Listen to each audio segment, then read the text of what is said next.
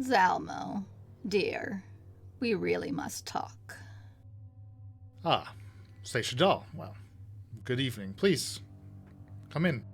And Zalmo has opened the door to his bedroom, his private chambers, and kind of ushers you in. And you see, like, he's wearing, he's got the same kind of paisley pattern that he wears on his normal vest, but it's now on like kind of like a, like pajamas essentially, but like very fine silks, in that kind of seems to be his favorite pattern, right? That paisley that he really enjoys to wear. That color really does suit you. He kind of looks down at himself, a little smirk. Did you enjoy yourself at dinner this evening? It was quite entertaining to see the way they all reacted to your offer. He kind of motions over to a roll of parchment that sits atop a writing desk. You see it's unfurled, kind of weighed down at each corner to prevent it from rolling back up. Also next to what looks like a folded envelope. Would you care to take a look at the contract? It's a bit more formal than the ones you're used to dealing with, I'm sure. Yes, I'm sure. And she'll walk over to the table and lean over and start to read it. Yes, this seems very comprehensive. Well done. You do know Kylia will do whatever you ask of her. I do. But in your opinion, what is the likelihood of the others signing? It's paramount that each of them is persuaded if we are to keep Kylia in Stormcape.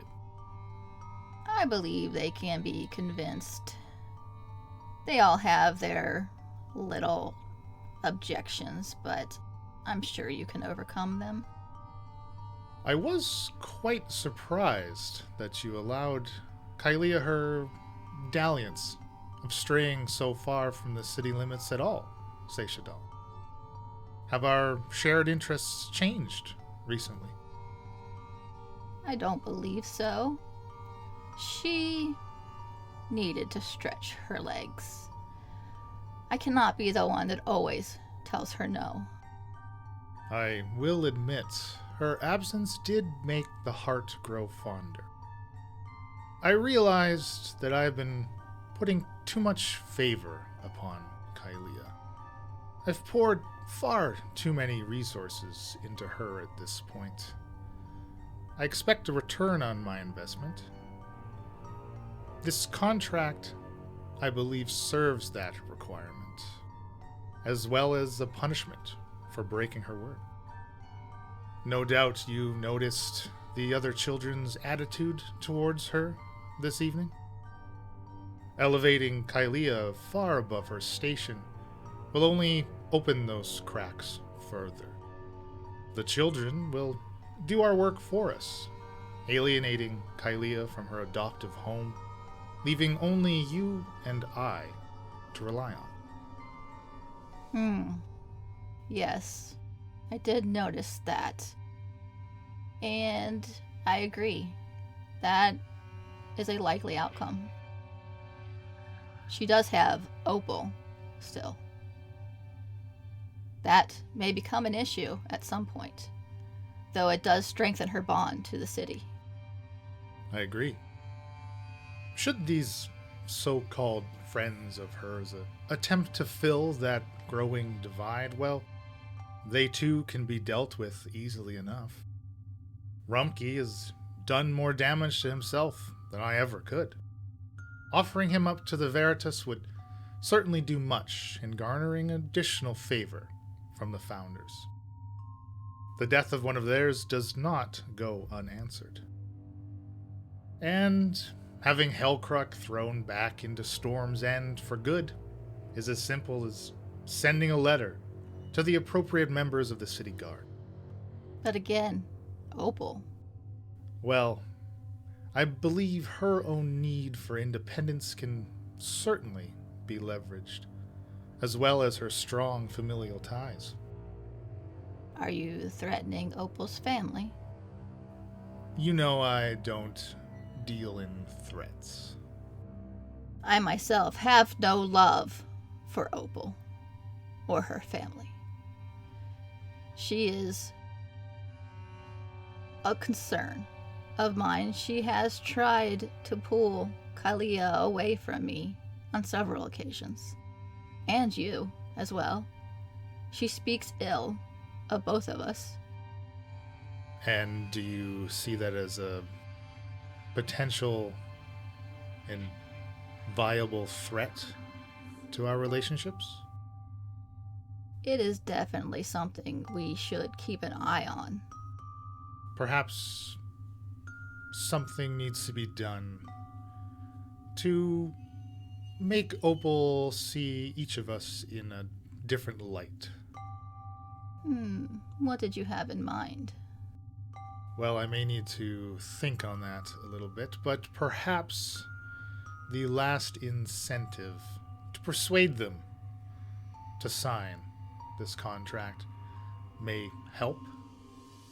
As many difficulties as they may put in our path, I believe they all still have their uses.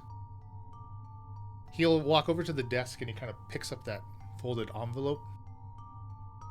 I'll ask only one thing of you. Leave this where Kylia will find it in the morning. Inside, I've left her instructions to gather her friends at the buyer's market tomorrow night. I'll meet them there with the contract to secure their signatures. I can do that. Excellent. What are your ultimate plans for Kylia? The same plans I have for all of my children. I wish to see them flourish under my tutelage, under my care, and as a result, the rising tide to lift all ships, including my own. That works. But just so you know, ultimately, Kylia is mine. Is that so? Tell me, how long did you toil on those shelves of Landarians in that dusty old shop of his? Longer than I care to remember. And do you believe it was simply happenstance that Kylia came upon the needful things? Are you saying you had a hand in that? I'm only reiterating that I've invested many resources into Kylia. As have I.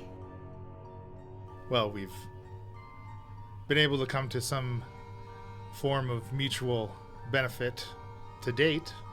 I don't see why that needs to change anytime soon. I agree. Good night, then.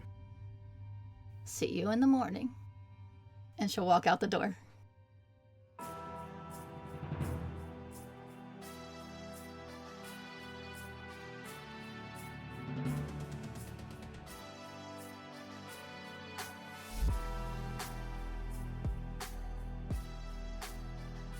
Last time on the Incorrigible Party. The evening's events potentially lead towards prosperous results, as Zalmo offers the party his patronship, which would allow them to benefit from the influence he wields throughout the city. In exchange, the party would be readily available to accomplish any task that Zalmo asks of them. A lead on the whereabouts of Constable Lilton sweetens the deal, as the party leaves dinner with time to decide if they'll accept Zalmo's offer.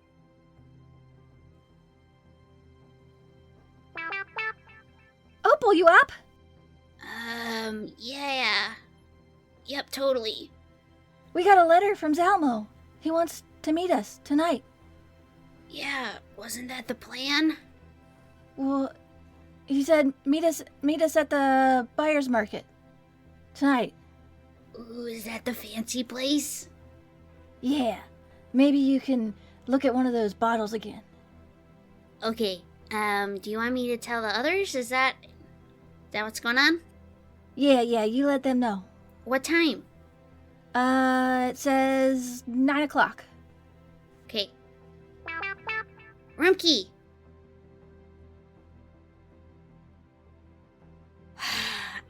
I told Mom and Dad that a leave a message option would be very popular. I guess I'll just have to wait a little bit. What? What do you want, Frank?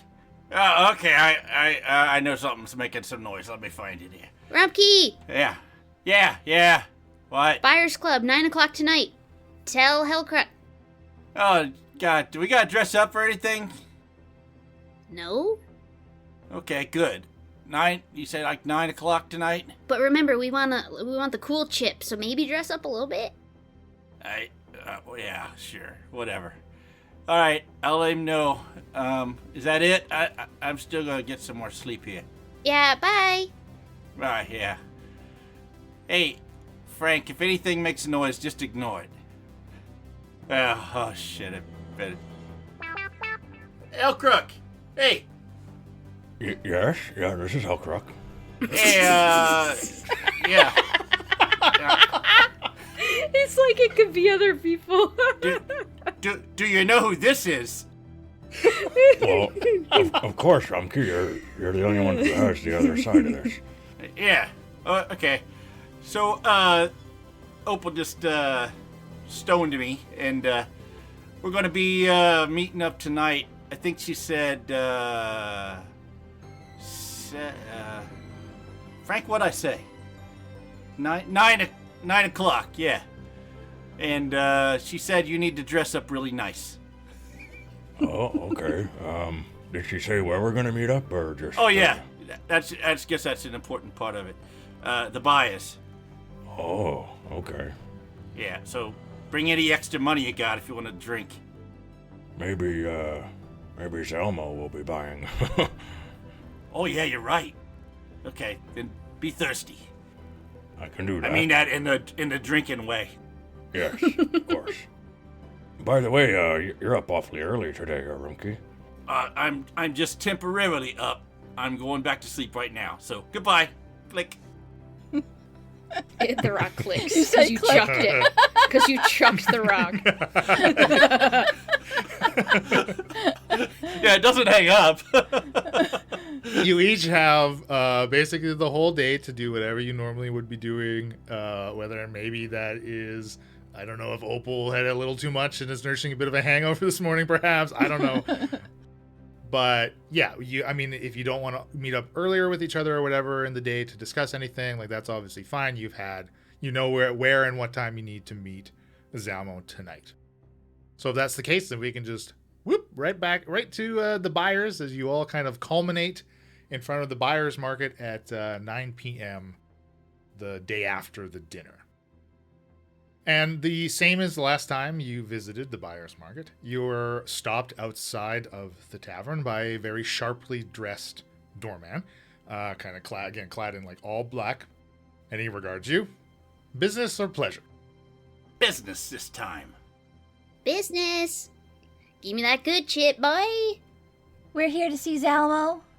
And almost as if you've summoned him, Zalmo appears at the threshold of the entrance.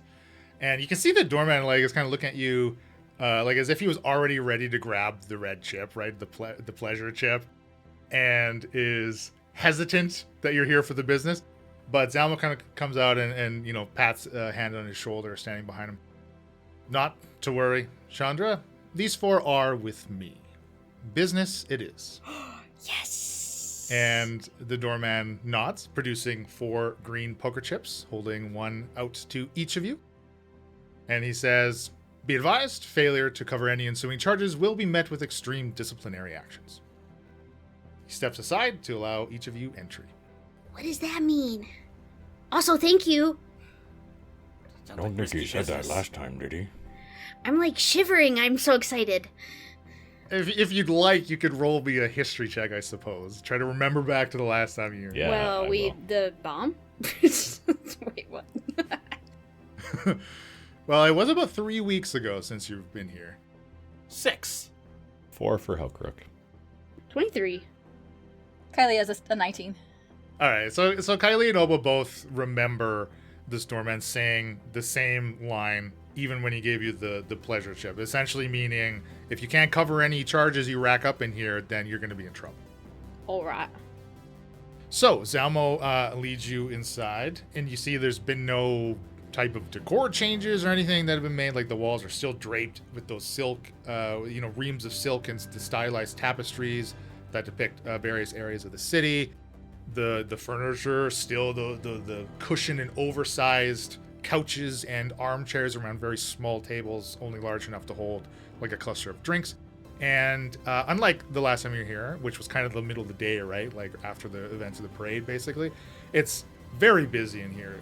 You see that there's not even an unoccupied seat in the main area for which, if you wanted to sit down at all.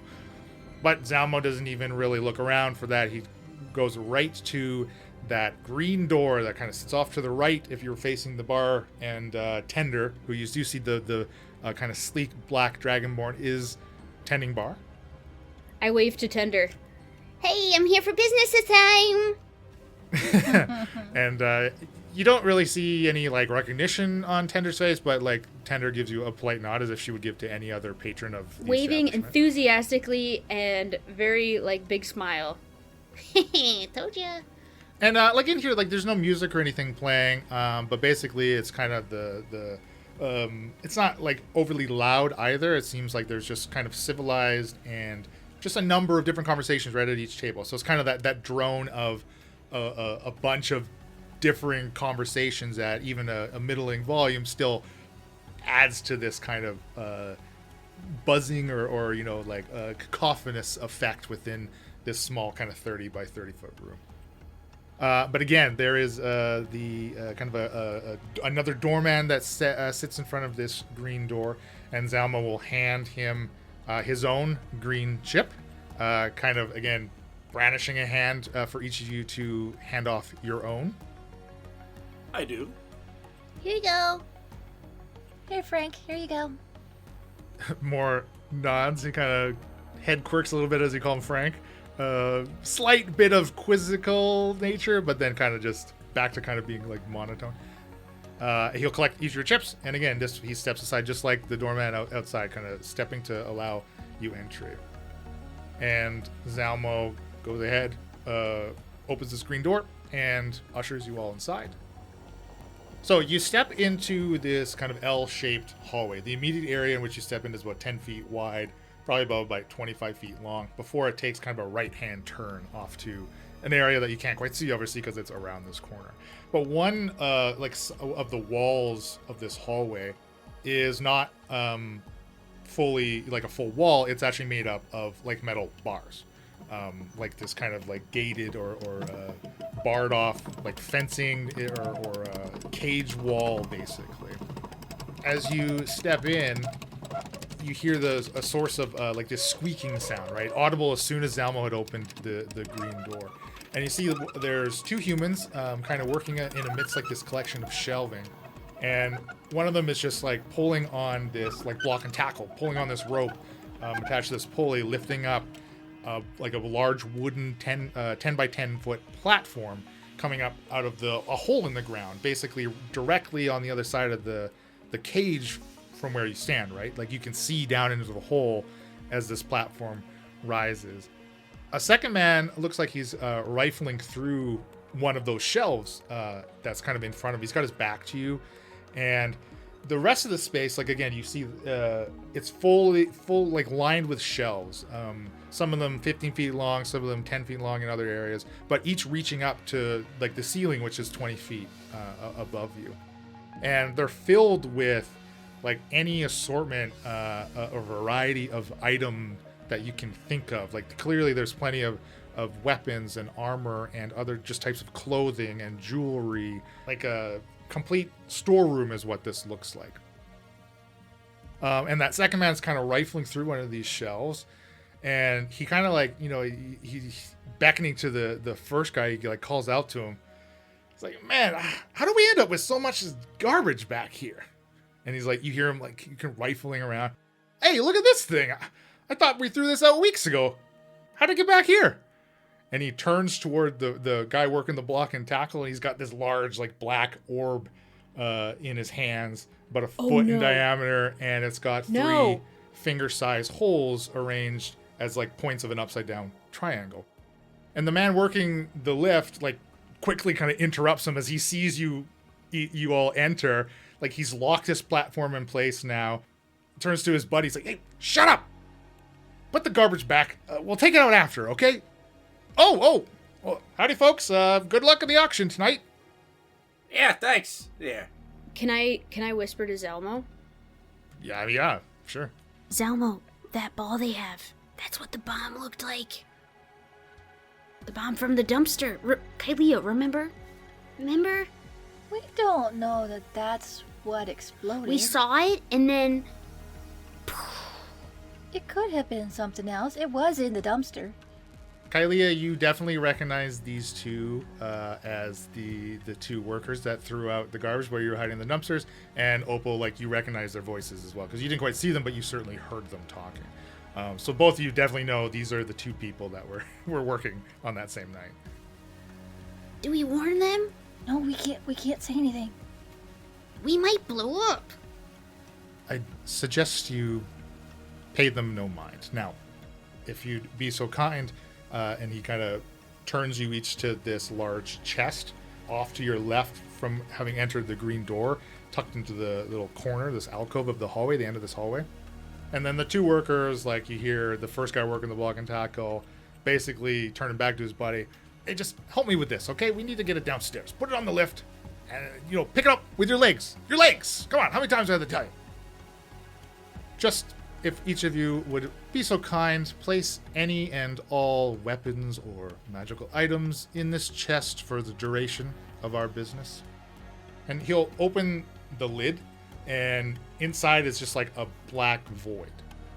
And you do see that he does deposit some of his own items. You see he puts his cane in there, and he pulls off a cloak, this cloak that he's wearing, and one of the rings on his right hand as he deposits them into the chest, and they kind of just like disappear into this clearly like extraplanar space. The only thing that Rumpke has on him is a dagger, and he'll take that out and put it in the box. All weapons and magical items, and Kylie will hold on to her necklace, the genie's bottle. All will be returned upon our departure. I would be quite diligent with anything magical. The security here is very stringent should you fail to comply. What about my potions? I would deposit those as well, Miss Toggle Sprocket. Okay, so Opal takes off her elected elixir flask, bleeding boots, circlet of the focused mind, dagger, crossbow, etc. Kylie, it takes like 10 minutes to take everything off to put it in the box. And what are you putting in there, Kylie? Well, the genie's bottle on her neck, several daggers, short sword, the blood abjurer's ring. One of the daggers is the frozen dagger. It says I have a longbow.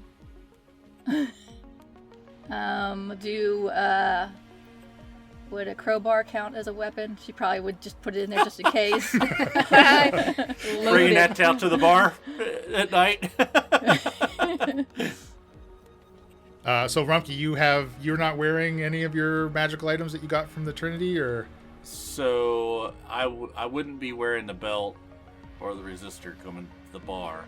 I will, however, have the necklace on, but as far as I'm aware, it is a trinket. Okay.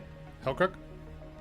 Yeah, so I will deposit the sending stone, and I will very reluctantly and slowly remove my mother's Tulsa's hairpiece with that green gemstone. Wait, so we all have to put our walkie-talkies in there, I guess. Yeah, Kylie will see Hellcrook doing that, be like, oh yeah! Put hers in there too. What about my alchemy supplies? Any ingredients that you have are not considered magical, so those. But any potions that you already have brewed, you should put into the Ba-dam-bam, and I throw it in the hole. Okay, yeah, and you see as each of your items go in, it's just like disappearing into this void. Yeah. And in goes the rock. Or both. I have 2 stones, so. Rump's You've got mine stones. Stalled. As long as they're not big black with 3 holes in it. Excellent. Zalmo will close the lid and will take you around the corner, basically. And you see, like, what's around the corner is more of this Cajun area, leading to the end of this little hallway that kind of narrows down to 5 feet to a set of stairs. Kylia will go softly, Seishadal? And Seishadal will say, I'm still here. So where is Seishadal? Get out of here, Seishadal. I don't like you. But I am coming to realize I should like people different than myself, because my only reason was that we are opposites. That was the night of self-reflection. Yeah. I had a nice night of self-reflection, and I shouldn't have been so mean to Seishadal. So you see, as Zalmo begins to descend the flight of stairs, about halfway down them, it looks like there's this wall of red light. And without hesitation, Zalmo passes through it, reaching the bottom of the stairs. You can each see, like, you can see through this, like, wall. Again, it just kind of puts everything behind it in this red tint. But you can see at the very end of the stairs, there's kind of about a 5 by 10 foot landing, which then turns off to your left for more room down there. And then on the wall facing the stairs, you see there's a door there. And you don't necessarily be needing to manipulate your tokens just yet, but what is the marching order down the stairs? Why is it important? Oh, there's no need to manipulate your tokens accurately, but let me just get a little mind picture of where you are. Maybe the 2 shorties in front. No, Hellcruck and Rumpke in front. Come on. In order of how well we trust him. I think Kylia would be first. Okay. Yeah. Hellcruck could go second. I'll go third. Okay. Opal's the caboose. So Kylia right behind Zalmo, Hellcruck behind Kylia. Each of you pass through this wall of light with no problem. As soon as Rumpke tries to do so, the first thing you notice is just like the sudden absence of sound. You know, obviously before this, you hear your own footsteps on these kind of wooden stairs, but then those are gone, and you can't even hear like yourself breathe. Right? There's just you've been completely silenced here. Kylia, at the bottom of the stairs, you can see further down the length of this stretched hallway, like this 15-foot wide hallway. You can see all the way down. It's fully lit down here. All the way down, you see there's a number of chairs set up with people. It looks like there's somebody down there at a podium. Clearly someone over there speaking, but now you can't hear anything. But this large metal wall just slides shut about 30 feet in front of you, Kylia, closing off this section, this kind of large section, 30 by 15 foot section of hallway here. In addition to that, you see to your left 2 more doors, and then on your right a second door in addition to the one that's right behind you. Hellcruck, Rumpke, and Opal still on the stairs. The stairs themselves fold in. The steps fold in to form this slick ramp. And the 3 of you can give me an acrobatics check, please, to stay on your feet. Oh, Hellcruck. Rumpke had a 7. Okay. 17 for Opal. Oh yeah, Hellcruck's quite acrobatic. 13. Only Opal manages to stay on her feet. Rumpke and Hellcruck, your feet just slide out from under you, and you slip right down to the base of these stairs, knocked prone. Oh! Opal, you're able to stop yourself from sliding all the way down. So the like either walls, the walls to your left and right, like these stairs are fully enclosed, other than the very bottom and the very top. So there's no even like railing to your left looking into this hallway that now the rest of them can see. You can see this wall, this metal wall has shut. I sure hope a building code inspector doesn't come through here. As Hellcruck and Rumpke, you hit this 5 by 10 foot landing at the bottom of the stairs and in front of this door. Underneath it, this bubbling, roiling red liquid begins to flow from between the crack in the door, and you're immediately hit with an overwhelming smell of copper as the two of you are like overwhelmed by this pool of blood sliding over you and sloshing over you before it raises up, splits into two medium-sized creatures, and out of this there are kind of amorphous blood bodies stretch out to an appendage each, into the shape of a scythe, like into this protruding into this large point, and they each hold them over Rumpke, and then they kind of stop moving, poised to strike, but their bodies still like swirling around. And again, you can't hear anything. You're just assaulted by the smell of blood. The three of you see like Zalmo, the second the slide happened, triggered, Zalmo's like raised both of his hands up very passively, like put them up, and you see he's just got like an annoyed look on his face. It looks like these things aren't quite doing anything yet, like they're poised, almost like waiting for something before they strike. Can I mean, if I talk, do I hear my own voice, or am I silenced? You are silenced. You do not hear yourself speak. Okay, I'm gonna be saying, what the hell's going on? I didn't do nothing. I just went down the steps and what the hell? So I don't know if anybody else can hear me, but no, nobody can hear. You can all hear Rumpke trying to speak, but nothing's coming out. Hear Rumpke trying to speak. Yeah, you can all see Rumpke not. You can see Rumpke not hearing himself. Did Hellcruck and Opal also lose the ability to hear anything? Yeah, you're all completely silenced. None of you can hear what Rumpke is trying to say. You can't. Again, Opal, you're able to like kind of slide your way on your feet down to the bottom of this now ramp if you'd like. So when I see Zalmo, I'll just imitate. Yeah, Hellcruck would do the same. He would, if he sees Zalmo raise his hands, he would follow that lead. Kylie is kind of standing behind Zalmo, doing the same thing he is. Okay. And it's like, 2 seconds after all this has transpired, Kylia and Hellcruck can see one of the two doors on the left side of the hallway opens, kind of like the 15-foot across from you, which would be positioned behind this or to the side of the stairs, right? You see it open, and this large, kind of like clad in like again silken robes, like head to toe in not silk, sorry, velvety robes, like red and blue robes. He's very rotund, clearly is overweight man. His skin's very pale. It's Elvis? He steps out. It's not Elvis. No, we found even him. in Stormcave, Elvis is dead. What? Elvis is dead? Only in Stormcave. Yeah, sorry, yeah. Addition to the contract, our new dwelling needs to look like Graceland. Okay. Yeah.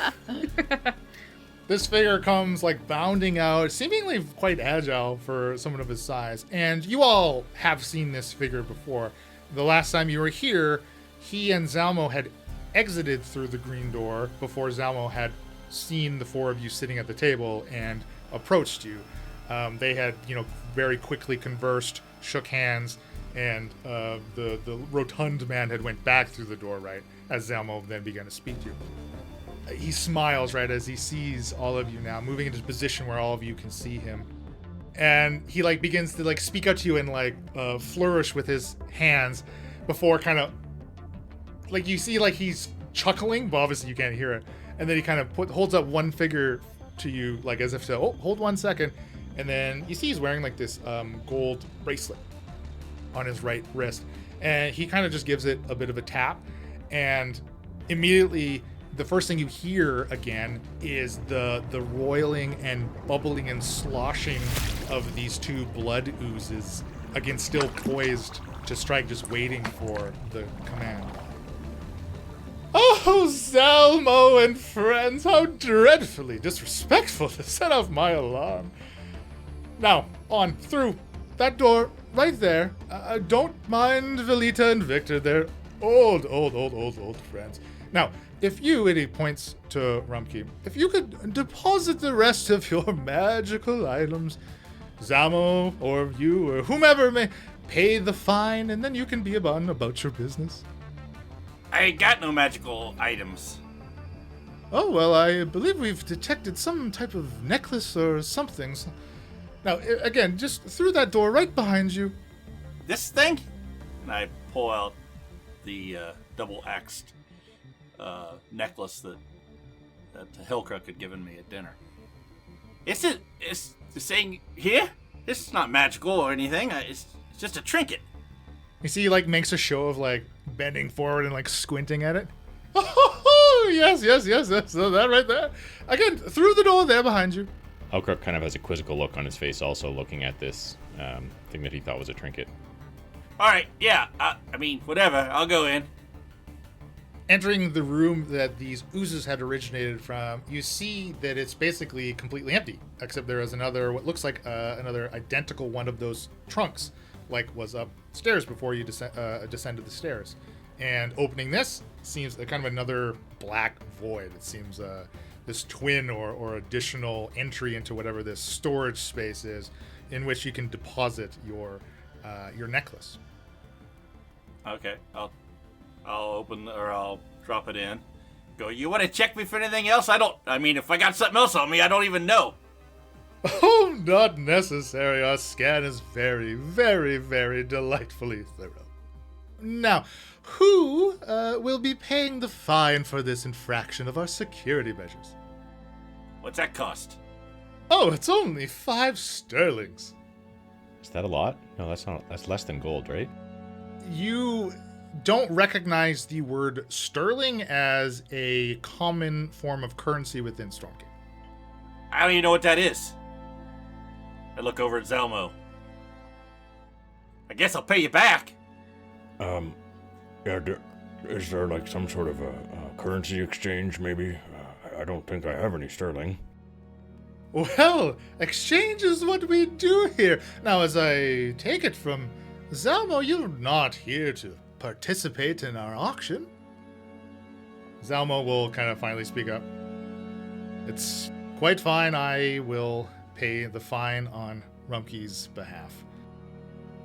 This is Nico Sterling, the owner of the buyer's market.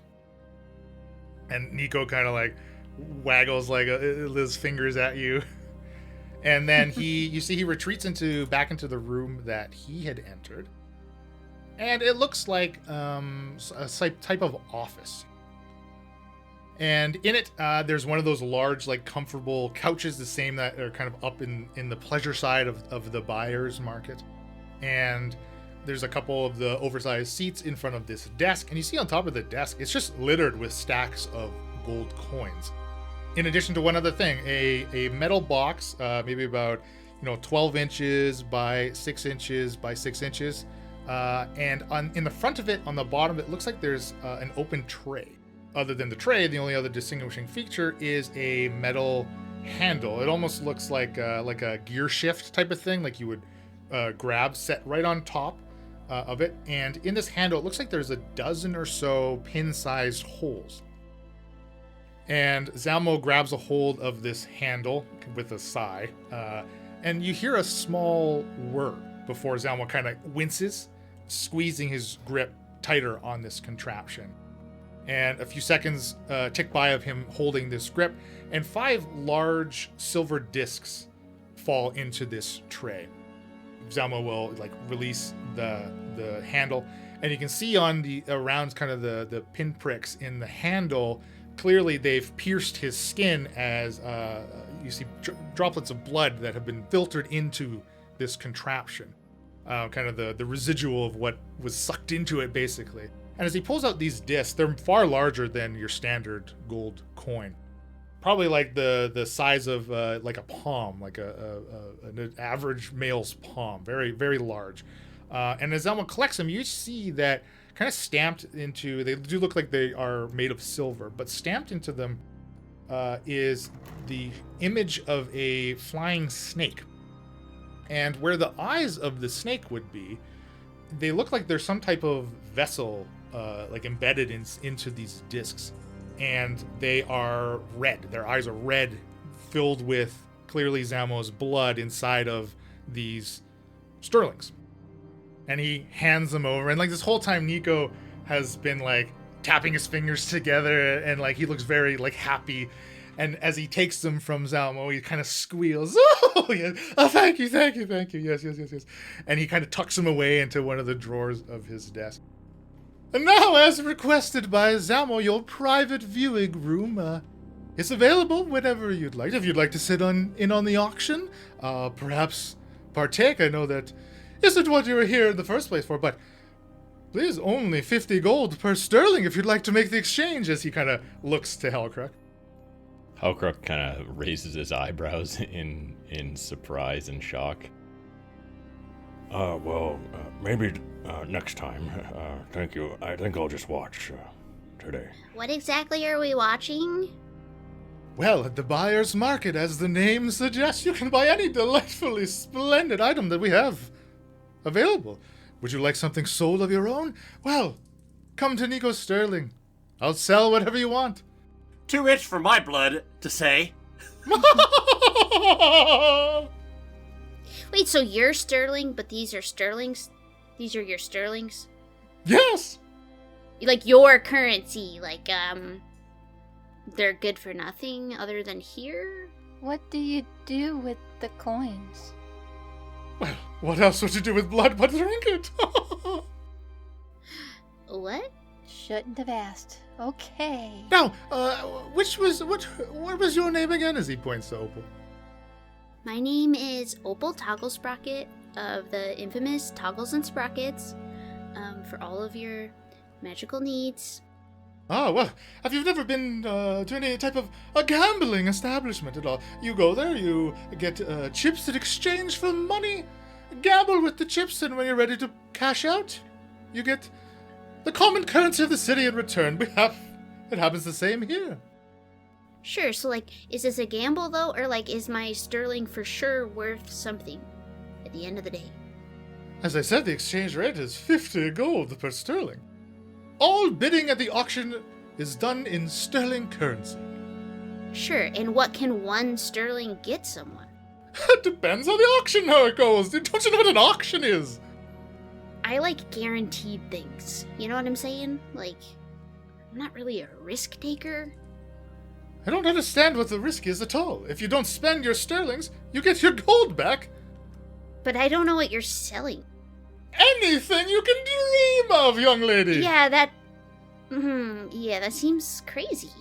You come in here with your dreadful comments into my establishment. I welcome you here. I give you the green chip. Kids these days, they're saying crazy in a good way. Like, whoa, that's crazy. Well, I don't have any children. Well, that's why you don't know what I'm saying. Mr. Sterling, I couldn't help but notice the process to make these sterling. Should I, come back another day and be interested in some sterling, does my blood have to be involved in the process, or do I just purchase them for 50 gold? What value would a sterling have to me if it didn't have your blood in it? No, I see. Okay. Get out!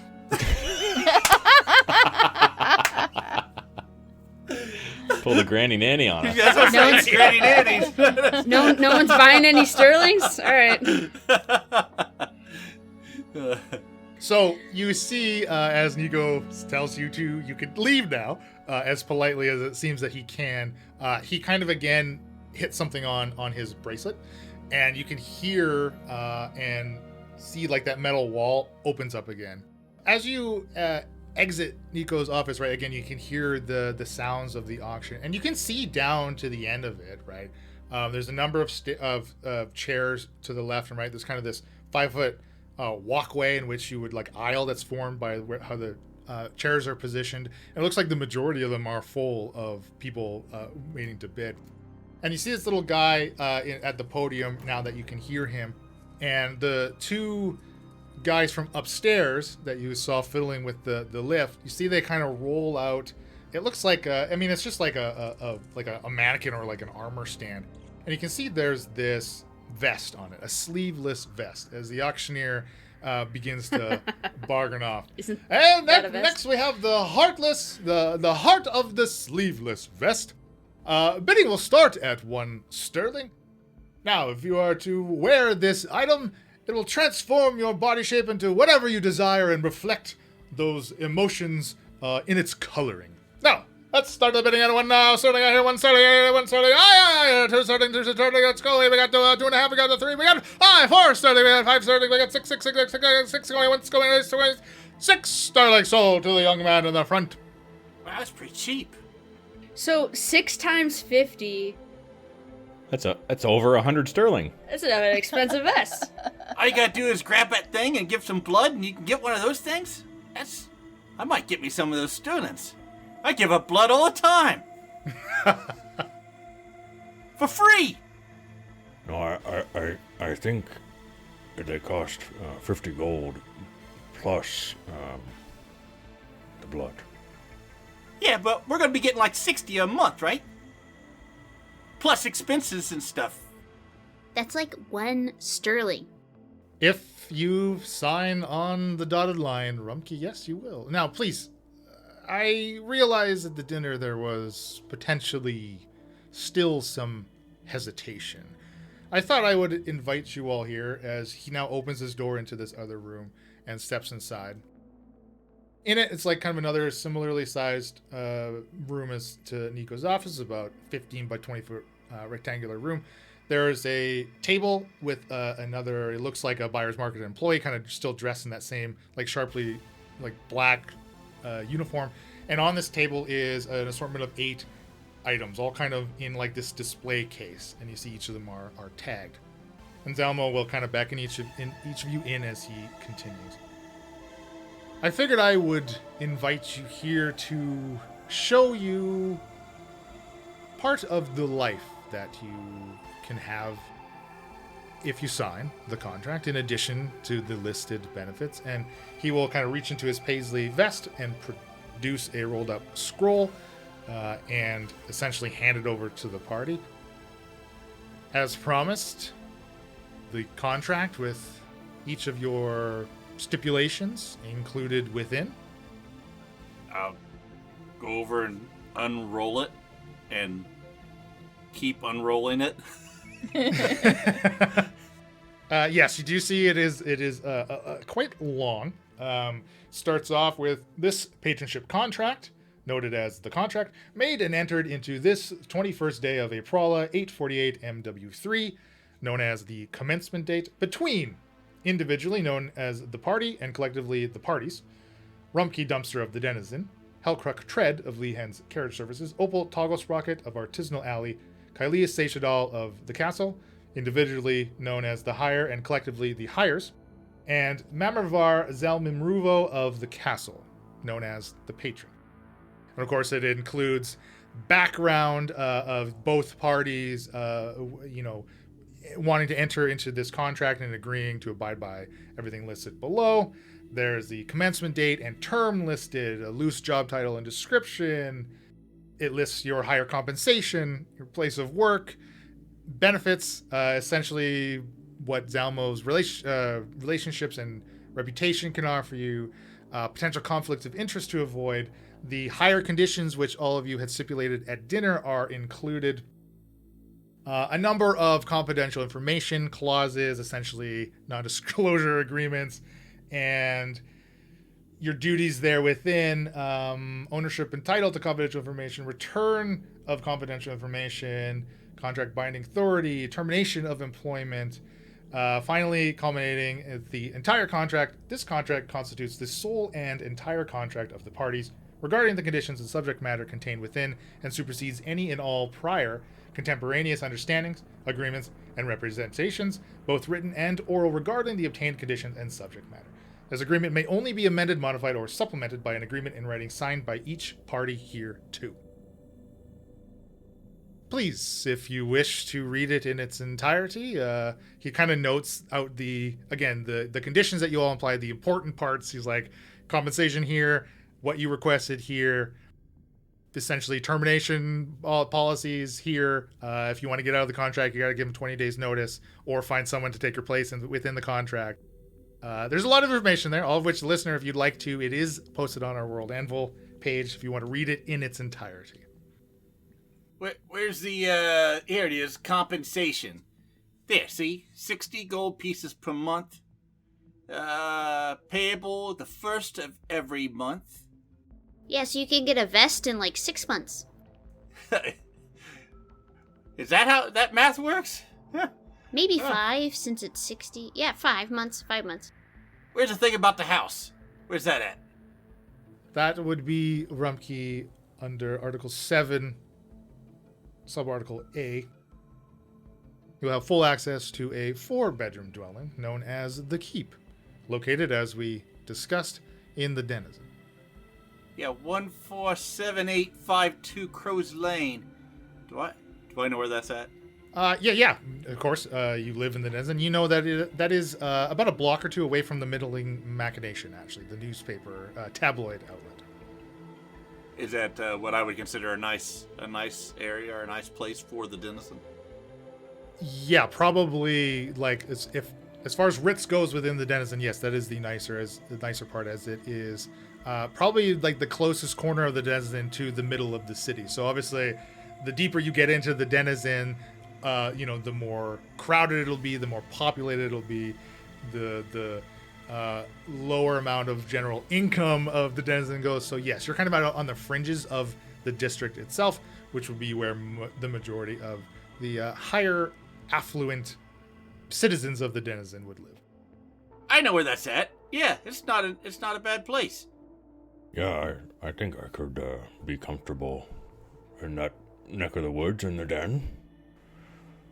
This contract is, it's very thorough, Zalmo. It might take me a few minutes to read it all.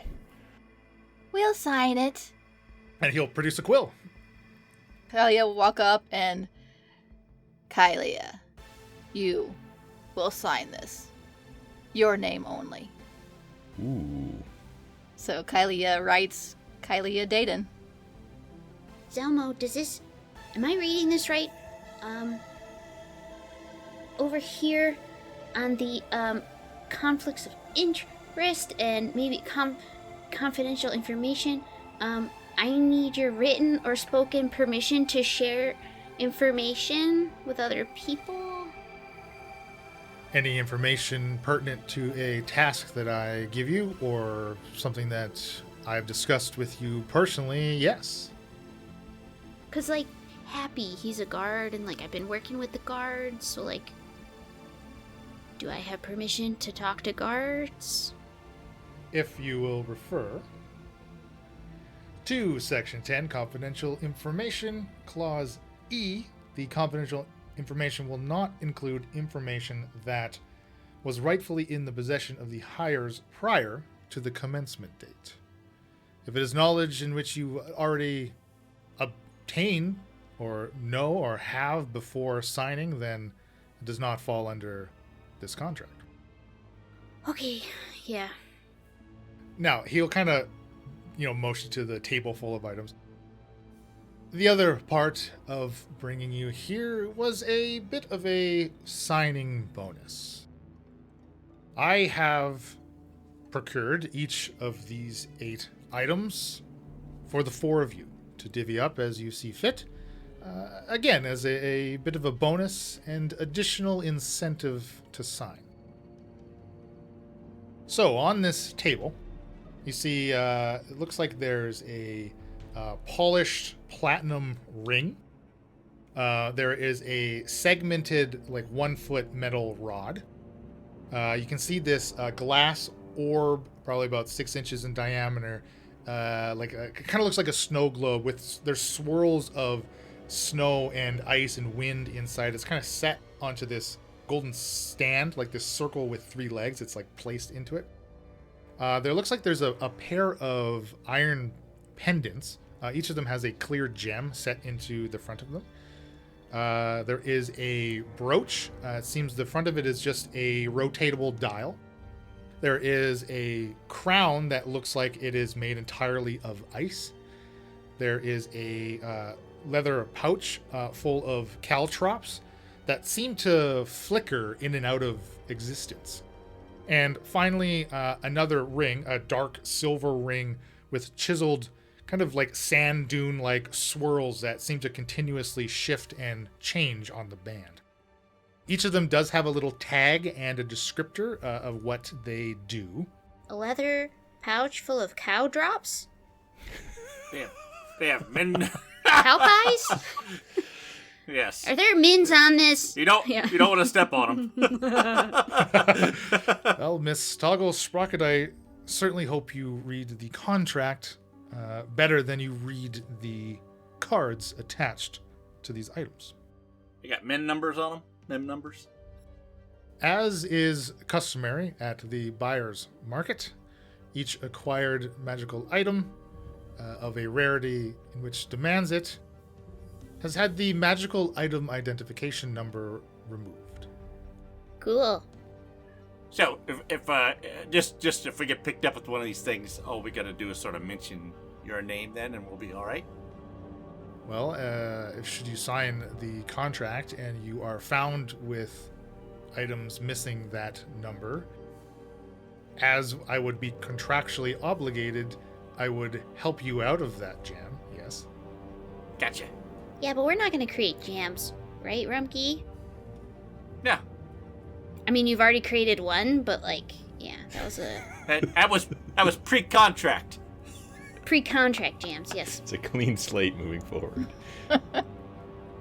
Okay, let's read the. Okay. Do the tickets say what they do or anything, or Yes, there's little? they do include Okay. full description on each of the items. So, Let's look at this. the Platinum Ring is the band of mirrored essence. It does require attunement. So when the attuned creature reduces a small or larger hostile creature to 0 hit points while wearing the ring, they can use their reaction to absorb a portion of that creature's essence into the ring.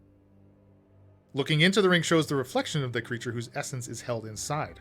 As an action, they can release the captured essence and assume either the creature's appearance or one of its features. So if it had a feature like it was able to breathe underwater, you would be able to assume that feature. You would retain that feature for 8 hours or until you dismiss it as a bonus action or fall unconscious. So for the purposes of rendering a hostile creature to 0 hit points, we will also include rendering them unconscious with non-fatal combat damage would be included in that. The segmented metal rod is a baton of many sizes. While it does not require attunement, while holding the segmented 1 foot long rod, you can speak the command word and as an action cause it to extend in either direction. The rod can extend up to 50 feet or as far as the surrounding space allows. If the rod touches another creature or surface before reaching its full length, the rod stops moving in that direction. If it stops moving against a solid, unmoving surface, the rod fills the gap to hold firm against it. So you could stretch it out between 2 walls and it would basically hold itself in place. The rod is unwieldy to hold once it's longer than 10 feet. So you would have to make an athletics check to basically manipulate it. If you were trying to use it as a type of a weapon, if you extended it 20 feet, it would be very difficult to do so. So many dirty jokes. And you can After 10 feet, you gotta test the quality of the rod. You can speak the rod's command word again as an action to cause it to retract. What's the rod's word? Boing. The snow globe looking thing is a blizzard sphere. It contains a raging blizzard inside. It is cold to the touch, and if you were to hold it, you could feel the vibrations of the gusting winds inside of it against the glass. As an action, you can throw the orb at a point or object you can see within 30 feet, shattering it on impact. Once it's shattered, this blizzard just erupts outside of it in a 20-foot radius sphere of swirling ice and snow centered on the point of impact.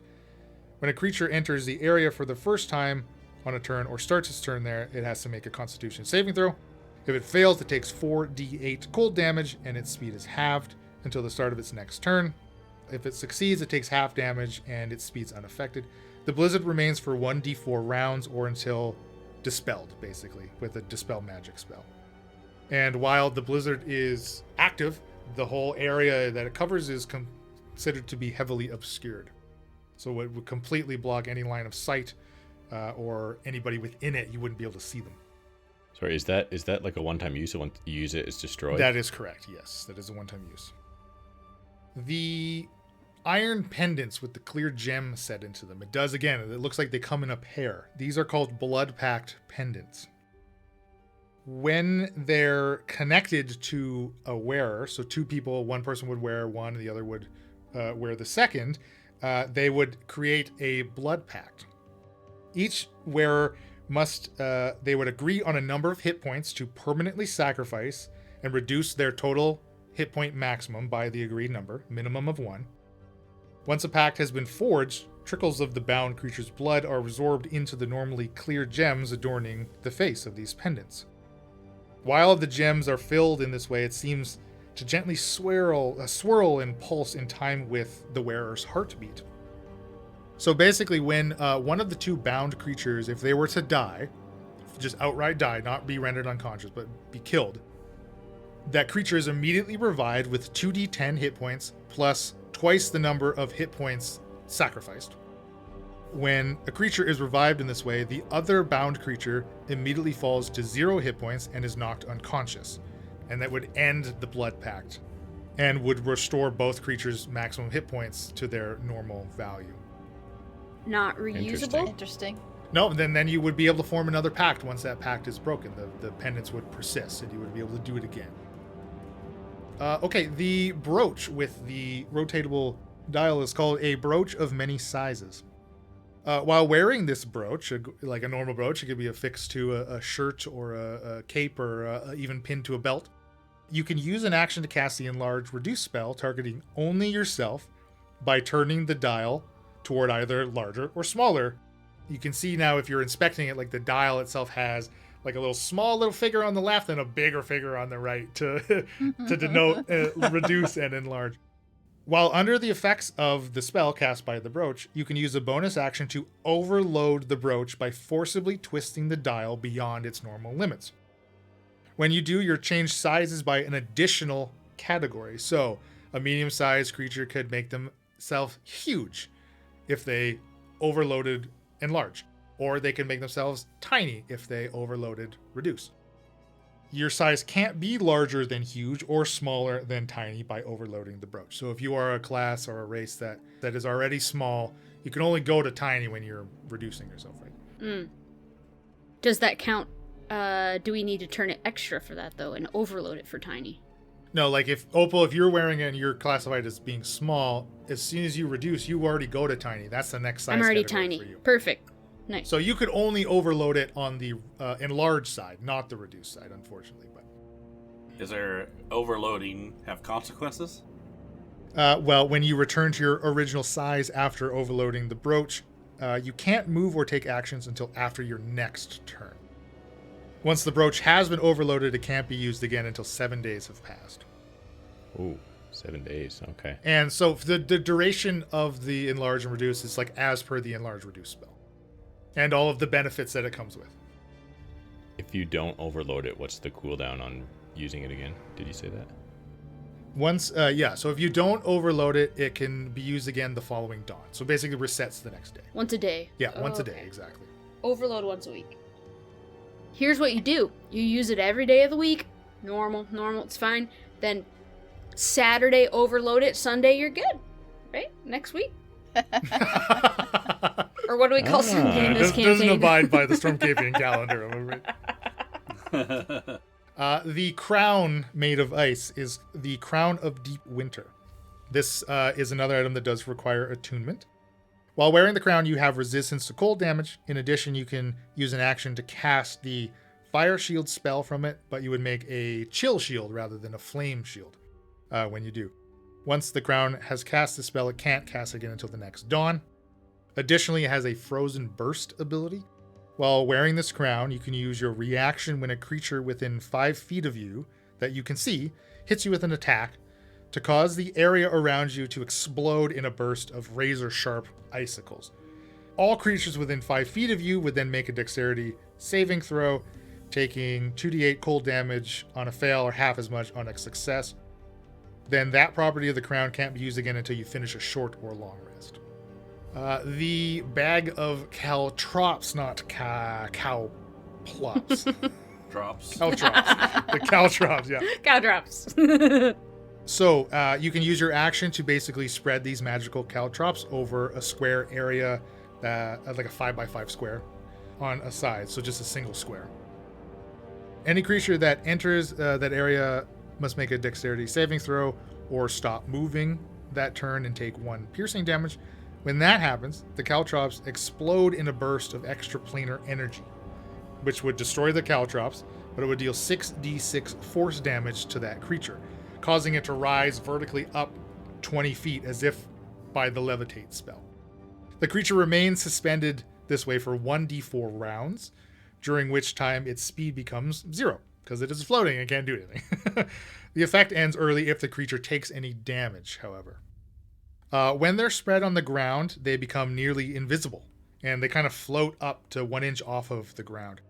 There is, it's like a DC 20 perception check to even notice them, so it's very difficult to notice them. And you can reclaim the invisible caltrops for later use with 1 minute of careful searching and collecting, in the event that they didn't get triggered. So if they do get triggered, it's a one-time use? It does destroy them, yes. It deals a massive amount of damage, but does destroy them. That's pretty powerful if they do get used.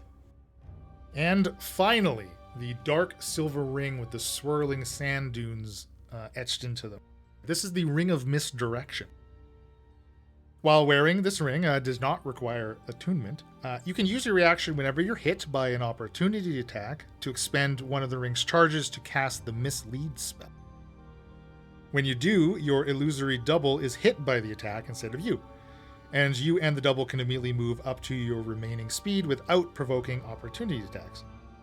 The version of this spell doesn't require concentration, but lasts until the end of your next turn instead of 1 hour. Then the ring becomes non-magical when you use the last charge. And then that is all 8 items there. Again, Zalmo has said that everything on this table he's already purchased for the 4 of you to divvy up as you see fit, in the event that you sign the contract. And at the end of our agreement, if we decide to go our separate ways, we get to keep this stuff?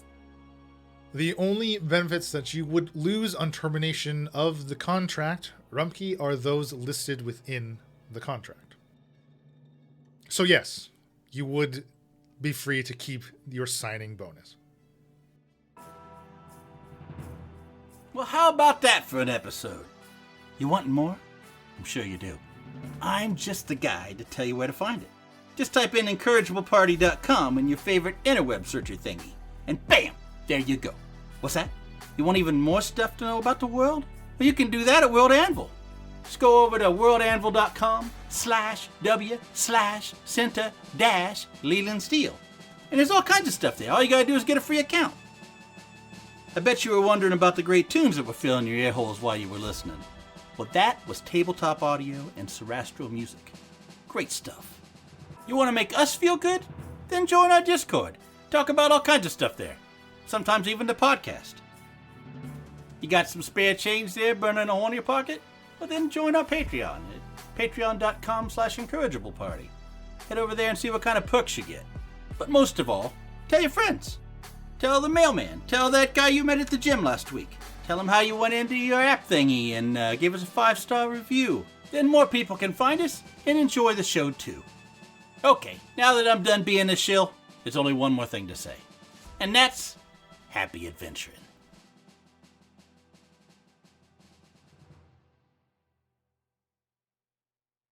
This has been a Sounds of Steel production.